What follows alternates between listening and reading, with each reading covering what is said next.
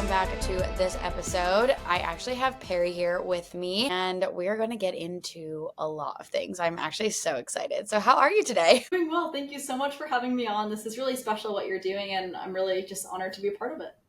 Thank you. Yeah, I mean, I just feel like there's not enough women talking about how fitness and nutrition is like good for us. I feel like there's a lot of negative, but we don't talk enough about the good things it can bring to our lives. I love that. Absolutely. I mean, it's brought so much to my life, and I'm sure for you as well. Yeah, for sure. Okay, so let's just start out. Tell us a little bit about you, your background, what you're doing now. So my name is Peri. I am 24 years old, and I'm a sports broadcaster based in Washington, D.C. Now, my path in sports broadcasting started when I was in college. I played tennis at Brown and was constantly balancing sports, academics, social life, you know how it is. And at the same time, I stepped into the acting studio, and it changed my life. And I realized that I wanted to continue performing after college and also stay in the sports world because that was my first love and is still a huge passion of mine. And so that's how I found broadcasting. I spent the past 3 years after graduation in Southern Virginia, right near James Madison, actually, so not too far from you over at BCU. Yeah. And I was broadcasting at a local news station there. I hosted 3 shows a day in sports and got a lot of reps. Also didn't get a lot of sleep, so you know how it is as far as, starting out of college. Got, a lot of experience and really used that to launch myself into 2024, where I am now a freelance content creator and journalist focusing on the transition from college to the world beyond and helping other athletes do the same. And I think that's so important, and I love what you're doing because it's also like beyond, like I feel like people forget that you go your whole life playing this sport, being on the courts, whatever, and then potentially like having it in the back of your head, maybe I want to go pro, whatever it is, especially in tennis, like it's a little bit, there's more options, I would say.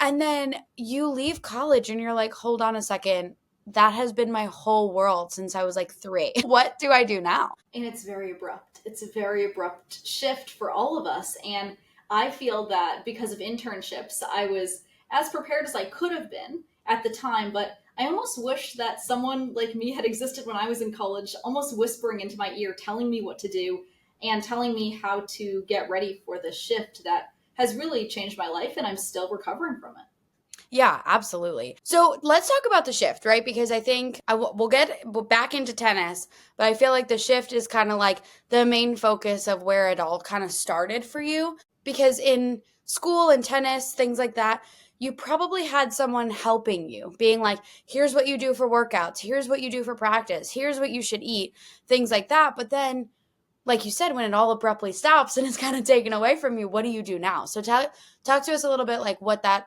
transition looked like for you at the time. Now, for me, I started my job search in college in my senior year, literally 2 months into senior year. So I was sending out applications for my childhood bedroom because it was during the pandemic, and sending out applications to be a broadcaster all over the country. So I had no idea where I would end up, but I was hoping that I could land something before college ended so I could have a next step in place. Now, right. I landed something after a year of job searching. I landed something the day before I graduated.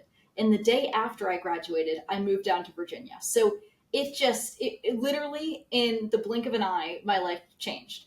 And I hadn't fully processed what was happening before I was already starting to broadcast. And then I realized, wow, tennis is over. What next? What am I doing now? Fortunately, I had to put all my energy into broadcasting because I didn't know what I was doing. I had to learn everything on the fly. Right. But at the same time, I was still dealing with the trauma of letting go and the heartbreak of just moving on and having to move on. And there was no tennis in my life at that point. And I realized right away that I wanted tennis to still be a part of my life. And so I actually started broadcasting in the tennis world at the same time on the side because I just wanted to keep the sport in my life. And I started this podcast called On the Rise, where I help other women move on from competitive sports. And we're 3 years in now, almost 50 episodes on the Rise with our partner at Tennis Channel. But I'm just really lucky that I've been able to discover this community around me because it's helped me as much as I hope it's helped them. Yeah, absolutely. And in terms of like tennis broadcasting, what I think that a lot of people don't realize is that and maybe you do, but you don't even think about it. There's like a tier system inside of collegiate athletics, inside of professional sports. Like where in certain areas, different sports have like a different emphasis or a different tier.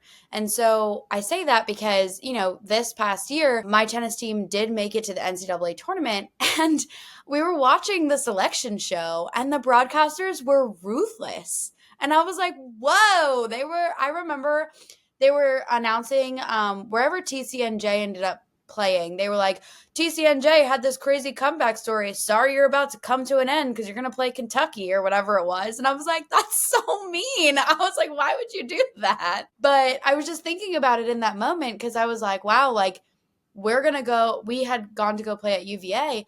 And I was like, I might see some of these guys like their careers end right now. Or like, they're going to move on. And like, hey, as a coach was like, how do I process that? I can't even imagine like being the athlete and processing that. So I didn't really have a last match. And my career never really, quote unquote, ended with some grand finale because of the pandemic. So as an Ivy League athlete, we actually lost our last 2 seasons, both 2020 and 2021.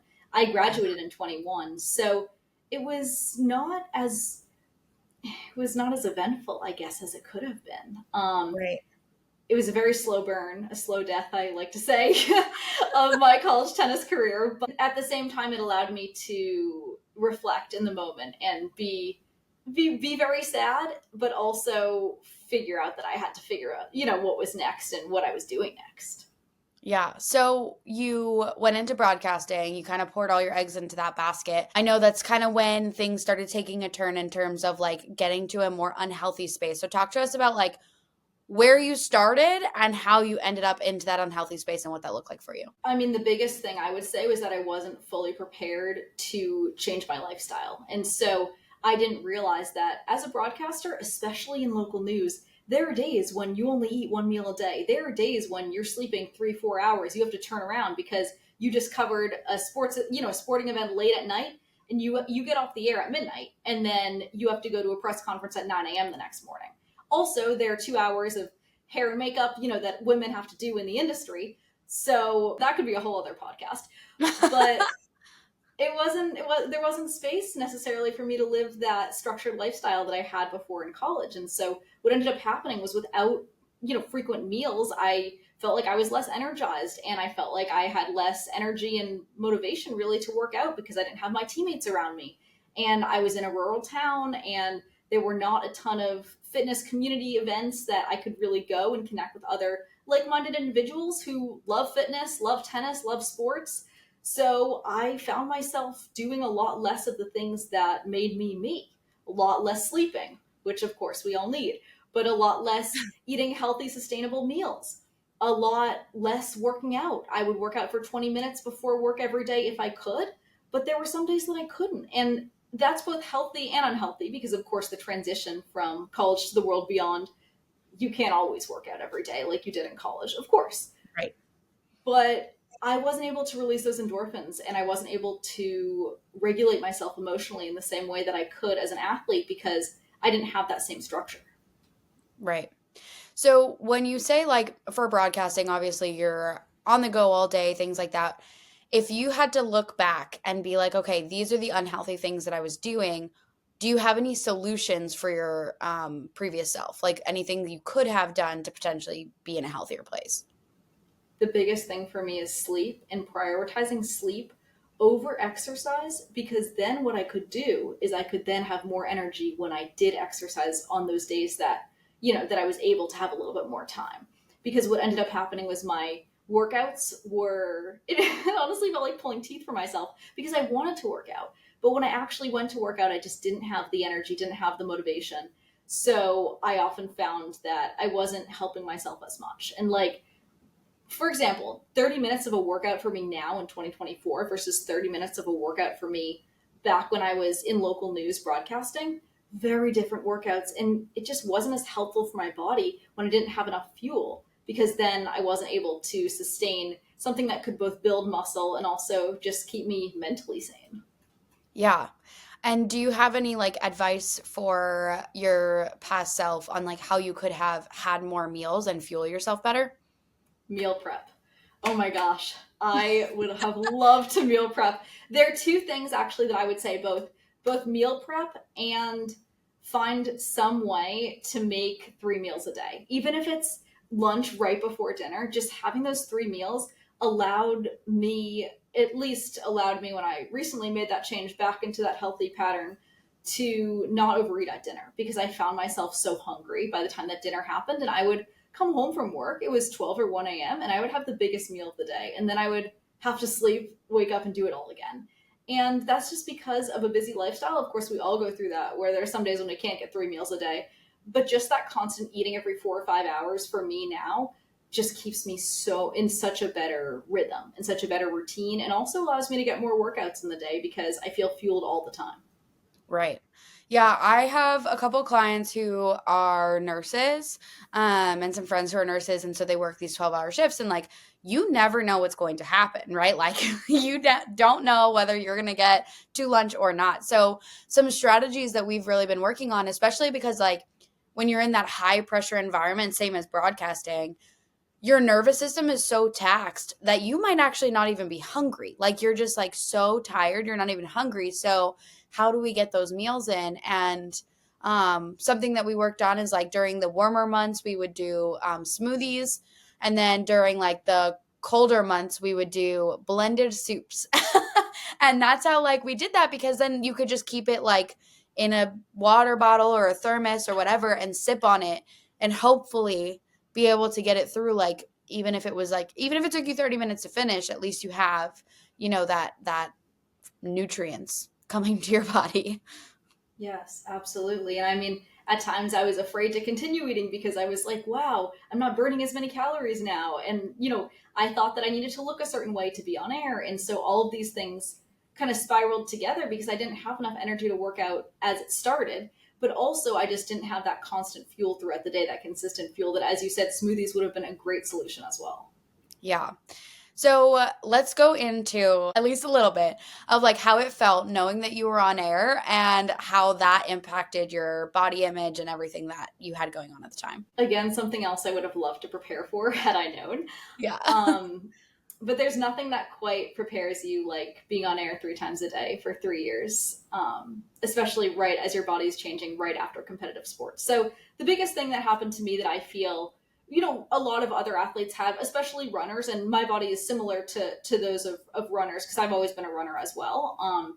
In that kind of that delayed onset of puberty and just having our bodies change so quickly after we stop competing. And so that happened to me. So after the first year of broadcasting, I looked like a very different person physically than I did when I was in college. And that scared me. And I was still working out every day. But as I said, it was just those 20-minute quick workouts that I wasn't able to fully pour myself into. So I did feel like I wasn't helping myself gain enough muscle. And I also wasn't eating to support that muscle, both muscle growth and muscle maintenance. And so you just saw like kind of those changes. And it definitely scared me as a broadcaster because I see myself on air every day. I mean, you're constantly looking at yourself in the mirror. You're a one-man band in local news, shooting, writing, editing, producing all of your stuff. And so for me, I was literally clipping the content that I had just been on air. So I got to see everything and I saw all those changes. And I wasn't sure in the moment how to deal with it besides just accepting it, which I think was a good thing in that time. Yeah. I did not rebel against it. I just accepted it. And I said, you know what? I'm prioritizing my career. And sometimes these things happen when you prioritize other things in your life. And I was okay with that. And I think the time that I stopped being okay with it was the time that my lifestyle just got so squished because work was taking up so much of it that I wanted more. I wanted more time to exercise. I wanted more time to sleep. And of course, interact with the people that I love because that's part of life as well. A Yeah. very big part of life. So it wasn't until my lifestyle was so suffocating that I felt the need to also change physically. Right. And I love that mindset because I feel like that's a mindset that a lot of women lack, right? Like we lack the idea to just accept that our body's going to go through changes in multiple ways. Like I cannot tell you the countless amounts of conversations I have about women wanting to be back to their college weight or back to their pre-pregnancy weight.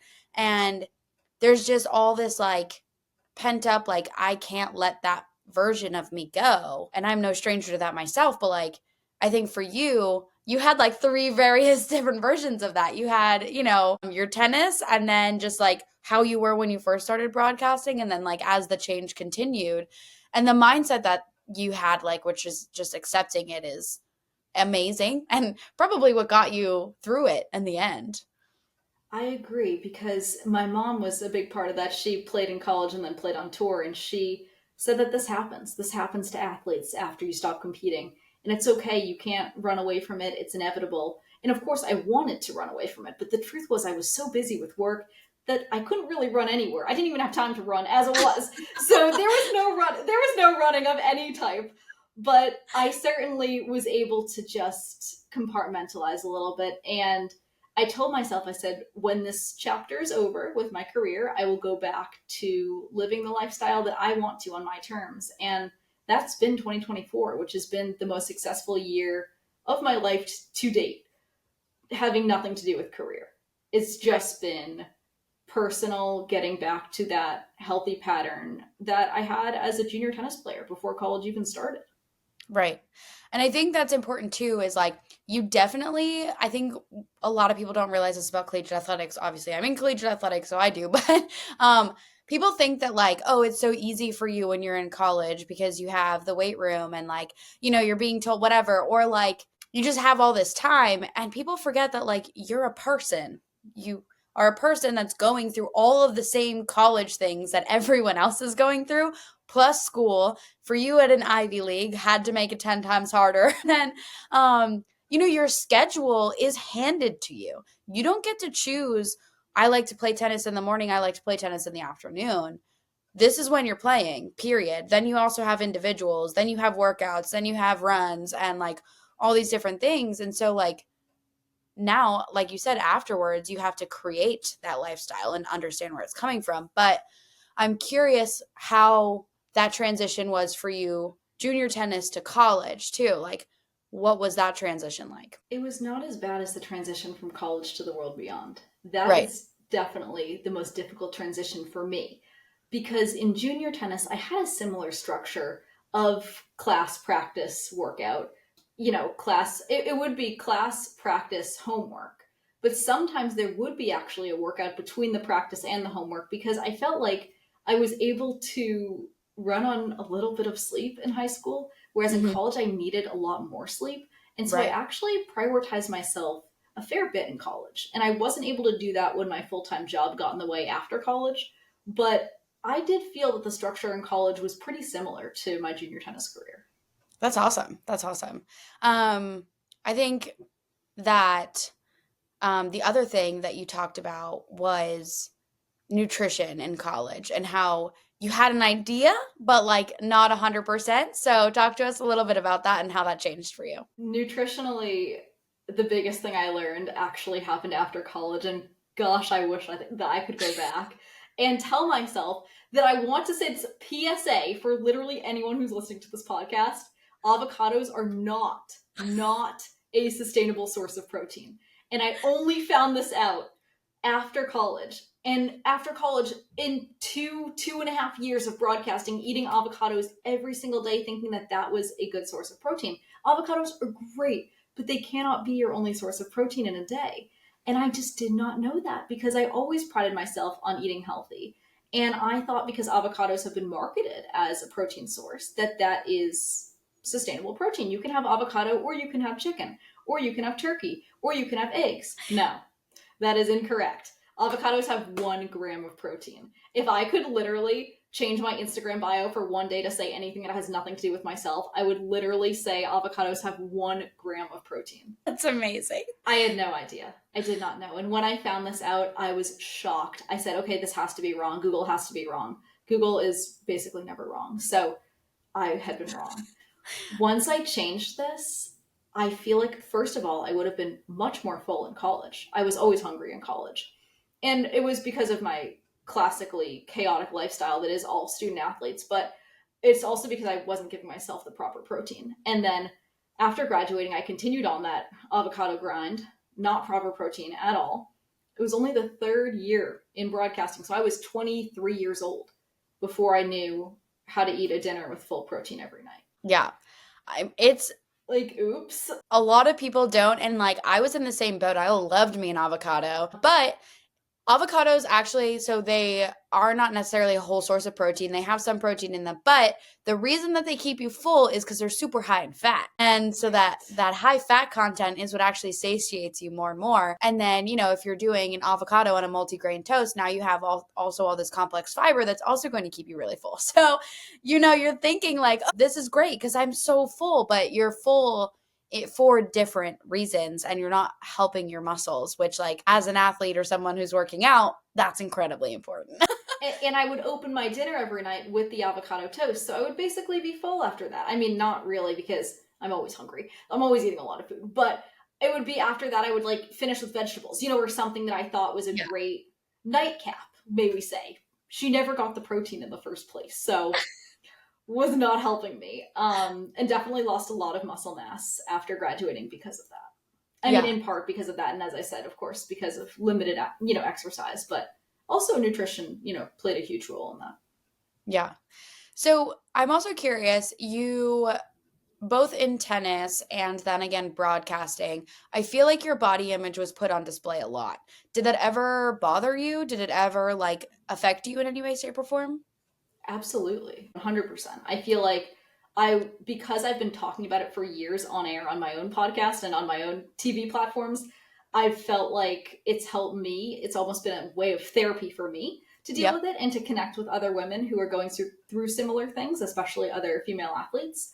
But if I could give myself some advice, it would definitely be that acceptance that I've heard you talk about on this podcast a lot, is just saying that sometimes life is a certain way for a reason. You are building another part of your life, you're building another part of your identity, and that might not have to do with exercise. And so, therefore, your body's going to change. And I wish I could tell myself that before all of this, before all of the times that I looked in the mirror and questioned, is it worth it to be building this broadcasting career if I don't quote unquote look the same as I did as an elite athlete? And I have no regrets about the journey that I went through over the past 3 years. I say absolutely it was worth it because I got this skill. And so sometimes when you're building a skill that does not have to do with athletics, then your body's going to look a little different. It's going to change. And I definitely struggled with that. I definitely struggled with accepting that. But once I did accept it and once I let go the desire to go back, then I realized, so some people say, okay, some people say that you can go back to your old college self.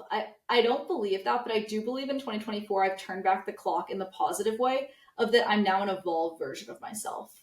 I'm a lot stronger than I was in college. I'm a lot stronger now than I ever have been. And that of course is like partially because of hormones, but also because I have completely taken on lifting with intentionality. And I lifted 3 times a week, sometimes 4 in college, but that was lifting for maintenance. And now lifting intentionally with a new mindset has allowed me to gain a lot of confidence in myself as an athlete and both as a woman as well. Yeah, I love that. So tell us a little bit more like, is there any tangible way you can describe confidence? Like on a day to day basis where you're like, oh, this is how I know I'm more confident now in this stronger, healthier version of myself. It's the feeling. It's the feeling from inside me. It's the same feeling that allowed me to believe in myself as a tennis player after 2 years of doubting. For my freshman and sophomore year, I doubted myself as a tennis player. My junior year, that belief came from inside myself. And I decided that I was going to do this for joy. I was going to play tennis for joy because I knew it was going to end relatively soon. I didn't know it was going to end in like 6 months, but that's for another day. But I decided to approach it with a mindset of joy. And in 2024, I decided to approach fitness from a space of joy. And I've tried all of these new workouts this year.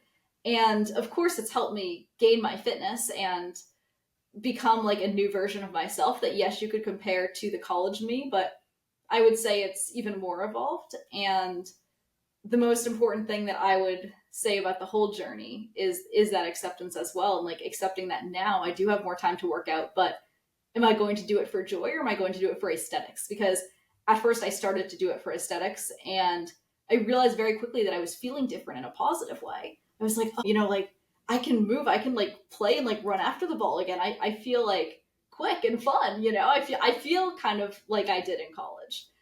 And then I realized that that in turn gave me confidence. So it was kind of it was a loop. It was a full circle moment. Yeah. Yeah.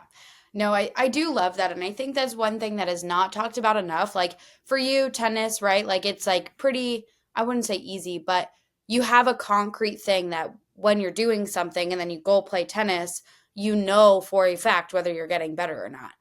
But for other people, like how do you qualify that? So, for a lot of people, it's just like, can you walk up the stairs without feeling winded? Does your body hurt when you stand up or sit down or, sit at work all day? Like these different things are so important because that's where the confidence comes from on a daily basis, right? And I'm sure you feel that exact same way. Like when you're creating content or doing your freelancing, you probably have a lot more stamina or drive now versus before when you were running on fumes. And those small things really play a role into that confidence and just knowing that on a day to day basis, I feel better. And I know that people have told me this my whole life, but I've never truly believed it until now that sleep is the key to solving half of the problems. There are still going to be 50% of my problems that are there when I wake up. But the other 50% go away with sleep because I can calm myself better and because I can calm my emotions a little bit better and live alongside my emotions instead of rebelling against them and forcing myself to work out over it or forcing myself to do something, that isn't like good for me in the moment. Now I feel like if I have enough sleep, I feel both motivated and excited to get, movement in during my day. And it's really changed my perspective. Yeah.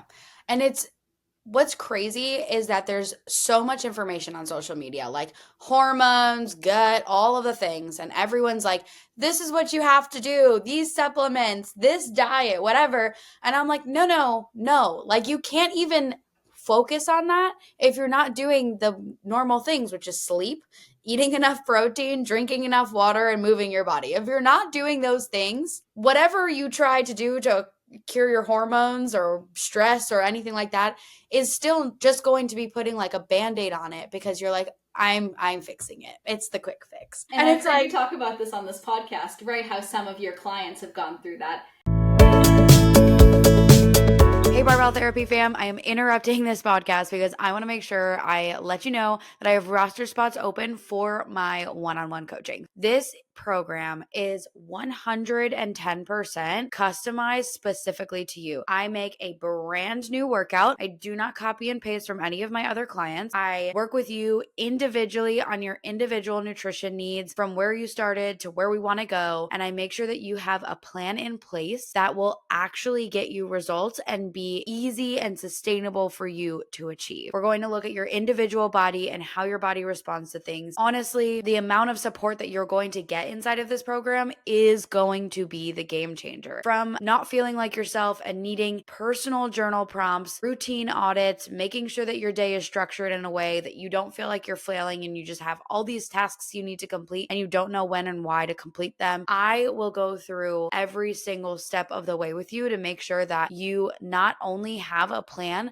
that you can actually complete, but you know when and where to complete that plan so you don't feel like you're just adrift in the day trying to meet these metrics. We are going to be best friends throughout this, and I'm telling you, it is worth it. Hop on a call with me and let's do a personalized fat loss evaluation for you where I will give you the starting guide that we would be using inside of my program, calories, training days, cardio days, etc. I will give you that guide to get started and we can see if you're a fit for the program. And if you're not, at least you have a basic plan that you can implement to actually hit your results. So let's get started by setting up that call and I can't wait to meet you.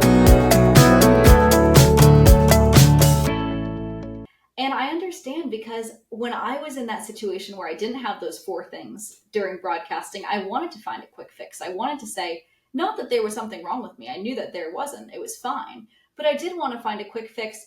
How can I be able to run a mile in the same time that I did before, or how can I do this or this or this? And I realized that by doing, by looking up all those things on Google, I was taking away from the joy that is exercise and that is finding balance between movement and non-movement. And so I completely agree with what you're saying, that there is so much information out there, but at the end of the day, I feel that a lot of the solution does come from inside yourself. Yeah, absolutely. And it's also like, I think you discovered it, right? It's not just doing those things, but it's finding the love from doing those things. That's what's going to be a game changer. If you are just checking off the boxes like you were when you were broadcasting, like, oh, I know I should exercise because that's what I've been doing my whole life. You go and you exercise, you feel like crap still, and then, you're not prioritizing sleep, you're still not eating, etc. But now you're like, oh, I can actually enjoy the process of exercising and finding healthier balances with food and sleeping, and you're enjoying those really basic things because they're truly making a huge impact in your life. And it's a constant evolution. I am not where I hopefully will be in another 6 months. So, Right. in no way do I feel like I've quote unquote made it or come to this huge realization. It's more that I am enjoying the process and that I am learning about myself through this process and learning what my body can do again. And I think that's a real blessing. Yeah. So I know you've told us that you're eating 3 meals a day and you're getting those 8 hours of sleep. Is there anything else that you do on a day-to-day basis that you're like, this is non-negotiable for me because this is what's helping me feel better? Every Wednesday. So this is not an everyday thing, but every Wednesday I am able to connect with my local community through an outdoor yoga class, and they hold this in the DC area, and it's been wonderful for me because I realized that I both met so many amazing people through this yoga class. Two, it's movement for myself. Three, it's a great way to see the sunset, which love a good sunset. Yeah. Four, I think, and most importantly, is it is that structure, but in a positive way that brings me joy. And so it's not something that I have to do. If there's a week that comes by on a Wednesday and I don't want to, or I can't because I'm traveling for work or something, it's no problem. And everyone accepts that because you don't have to be there every Wednesday at 6 p.m., but I choose to be there every Wednesday at 6 p.m. And so by making that active choice, I feel that structure every week does, it kind of gets me through the middle of the week. It gets me through that hump day, but yeah, I would say adding something that has to do with community into my schedule has been huge for me. Yeah, I do love that. Like community is a big game changer. And when I first moved to Richmond, from Baltimore, like I had my community of powerlifters, I had my friends. Like when I needed to get out of a rut, I would go to the gym and I'd see my buddies, like, and they'd be doing the same thing I was. And then I got here and I was like, oh no, what do I do now? I really lost myself because I was like, I have no community. I have no idea how to do this alone. Um, and I haven't quite built that back up, but I think It's a it is like, process. Yeah, it's a yeah, process, especially when you move to a new place. I mean, I just moved to DC in 2024 and I'm still, working to find that community outside of the spaces that I already belong to. yeah, and especially when you're an adult, like it's just challenging. Like I literally downloaded Bumble BFF and like I've been meeting new friends because I'm like, guys, I need friends. How has that been for you? Well, it's been good. I've had a couple conversations. I had a coffee date the other day with a girl who's lovely. And we're hoping to meet up again soon. And then another girl and I are currently trying to create a time to meet up. And it's just nice. It's like different. It's not a powerlifting community, but some friends are nice. I love that. And I mean, it's nice to find friends in other areas. I mean, my closest friends who I met in college shared a hall with me. We were all in the same hall and we're still best friends, the seven of us. And I feel like only one of those girls out of the seven was an athlete as well. And I feel like having those diverse interests really brought us together because we saw one another as people instead of seeing one another as athletes. And I never felt judged based on my athletic performance when I was with my best friends. Yeah. Oh my gosh, that's so important too. Like just feeling like that support.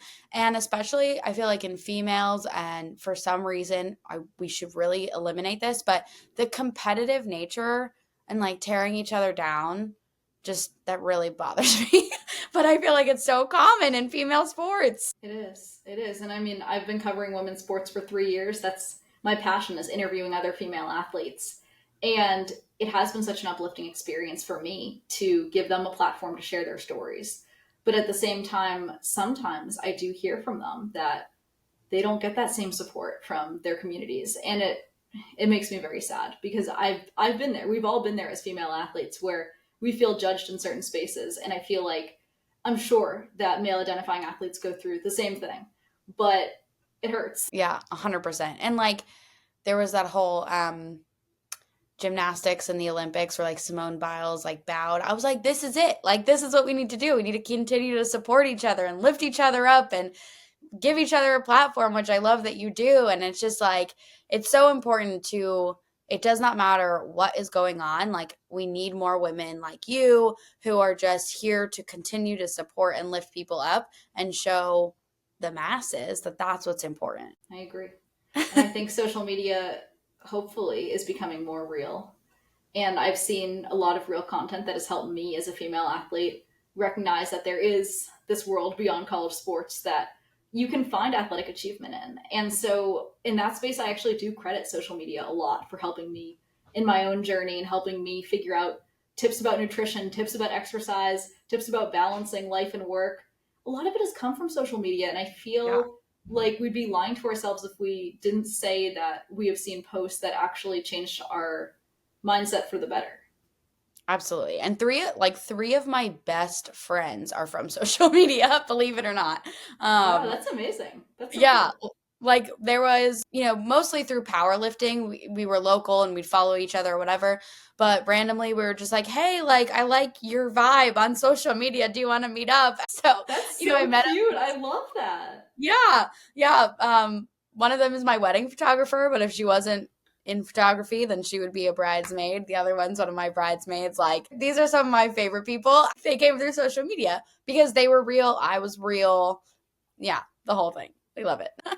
And I mean, I realized that through meeting a lot of other influencers, I feel that they've all been so genuine in sharing their stories and sharing tips on how to create and how to create meaningful content that I realized that there are a lot of female athletes who are looking to create meaningful content. And that's great. Like, that's so cool. And I think it was something that I didn't fully realize until fully committing to the social media space, that there are a lot of like-minded individuals out there.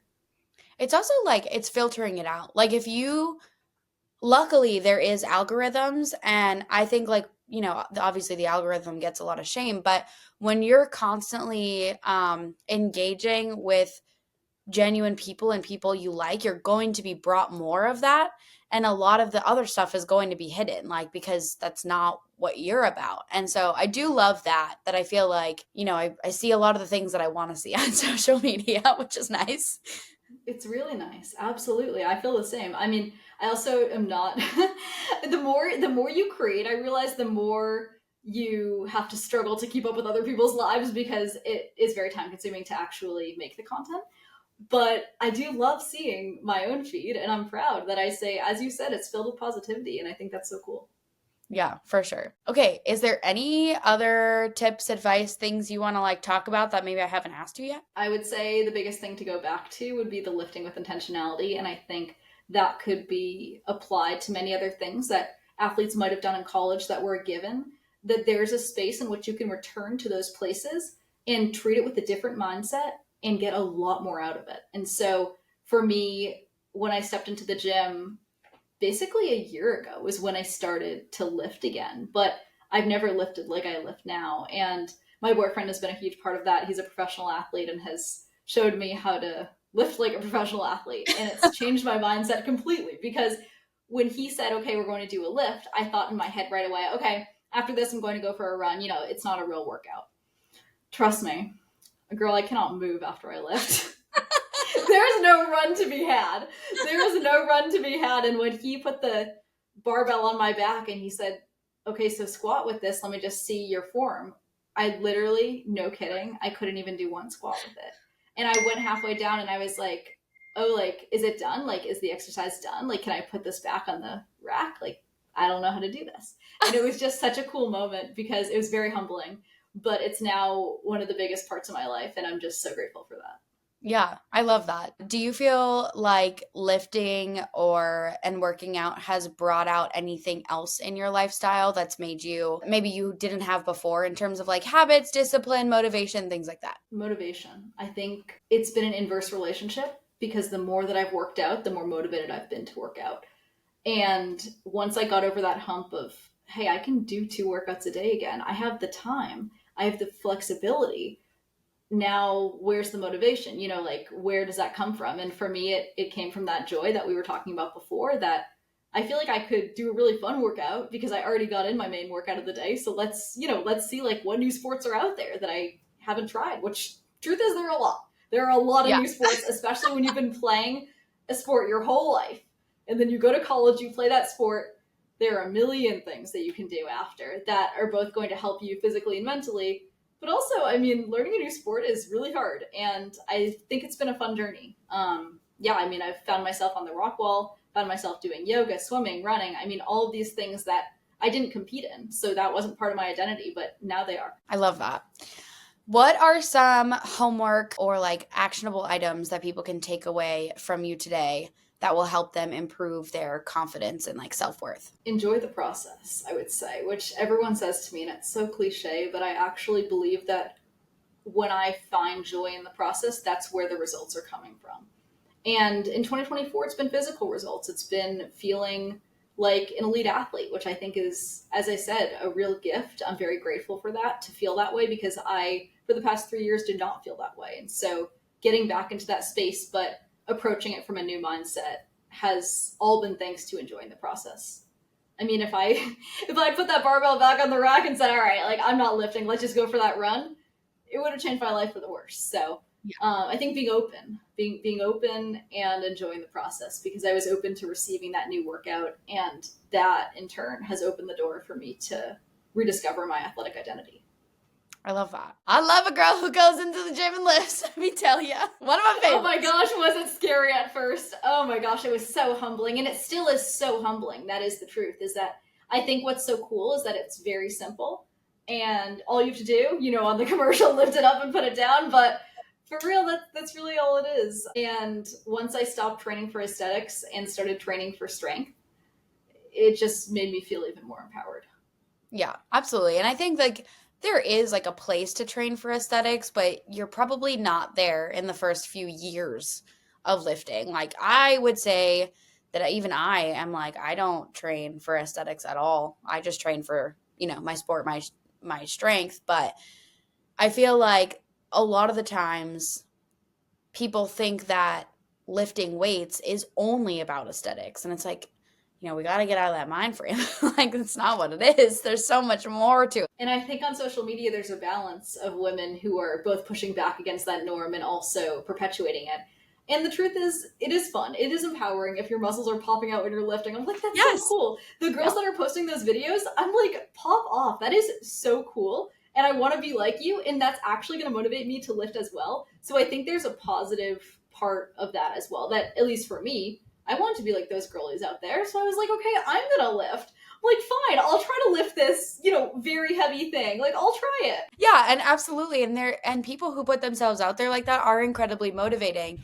I just think that there is like this like inherent idea that like in 1 year you're magically going to look like this awesome bodybuilder, and I'm like, no. Like, it takes a lot of work to get there, and like, not saying you can't, but if you don't want to, that's not, lifting isn't going to get you there magically. And also, PSA, which I'm sure that you tell all of your athletes and your clients, but when you're flexing, you look different than when you're relaxed. And I'm literally clapping my hands as I'm saying this, because I did not realize I didn't make the 2 and 2, that I was like, all right, so if I lift, I get this whole program going. I'm going to look like those super strong girls on Instagram all the time. You look at you look at them and you can look like them when you're lifting, but when you put the weight down, it's very difficult to still have that muscle definition. And so I look very different when I'm lifting versus when I'm not, and I'm totally okay with that. But I guess I would also say that education isn't always there for like general viewers on Instagram. Yeah, absolutely. Just gotta keep educating. Just keep digging. Yeah. Awesome. Well, okay, so we have to ask my parting question here. Ooh, I'm so excited for this. I already heard this, so I thought about this. Okay, so you know your answers. I love this. So, fuck, marry, kill, squat, bench, deadlift. In that order.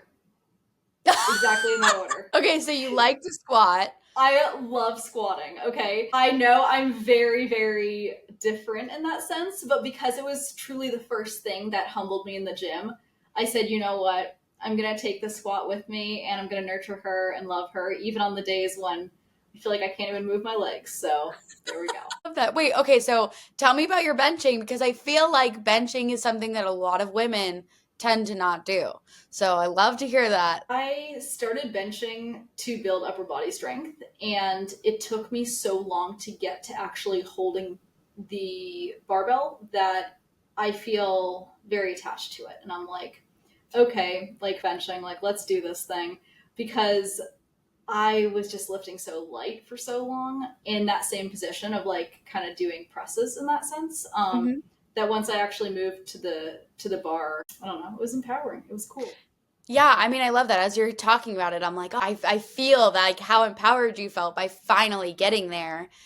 And I think again, I mean, like that's it took a year, by the way. Like this is yeah, very new. Like this is a yeah, very new thing. But yeah. yeah, took a year. But like you fell in love with the process and you trusted it and you kept going and you didn't let it defeat you. You just kept going with it. And I think like that small tangible experience you can put to so many other things like outside of lifting and nutrition. Like think about things at work, think about things with your family, like just diving into some experience and pushing yourself forward. That's what lifting can do for you, is like teach you how to do that and overcome something. Yeah. And I would kill deadlifts because I don't know. When I heard that you said that you like them, I just can't agree. I can't agree. When I'm bent over about to pick up that thing, I'm like, I am not feeling like this, like doing this. You know, I like quarter squats. I think quarter squats are fun and have nothing to do with the deadlift, but I would never kill a quarter squat. So just putting that out there. Yeah. Yeah. So deadlifting, like if you're not very good at it, it's horrible. It's literally you either are really good at it and you love it, or you're not good at it and you just don't want to do it because it hurt. Like it's painful, it's annoying. Like you can't lift it off the ground on some days, but you can on other days. And like I totally get that. It's just I am so bad at squatting. So I have the complete opposite experience. I have these like really long femurs and this teeny tiny little torso that like my squatting, it just is honestly hard to watch and painful. So Well, that's like my deadlift. So there we go. yeah, There we go. we're just There we opposite. go. Awesome. 100%. All right. So tell us where we can find you. Tell us all about your podcast. Give everybody a chance to support you. So my goal is to help other female athletes move on from college sports.